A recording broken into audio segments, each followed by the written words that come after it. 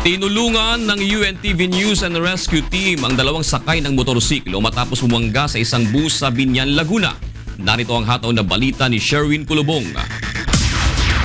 Nirespondihan ng UNTV News and Rescue Team ang vehicular accident sa Barangay Tubigan, Biñan, Laguna kahapon. Sugatan ng dalawang sakay ng motorsiklo matapos itong bumangga sa isang company bus habang binabagtas ang National Highway. Nagtamo ng gasgas sa kanang tuhod at paa ang 22 anyos na driver ng motorsiklo na si May Abdullah habang iniinda naman ng kanyang ina na angkas nito ang pananakit ng ulo matapos bumagsak sa simento. Agad namang nilapatan ng pangunang lunas ng UNTV News and Rescue Team ang mga biktima.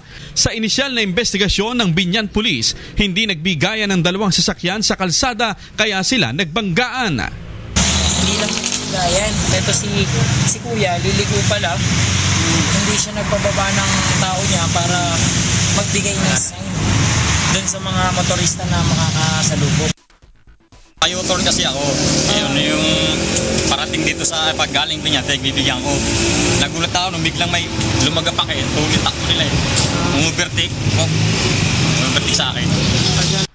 Pagkatapos mabigyan ng first aid ng grupo, ay agad namang dinala ng Biñan Emergency Rescue Unit ang mag-ina sa Biñan Community Hospital para sa iba pang karagdagang atensyong medikal.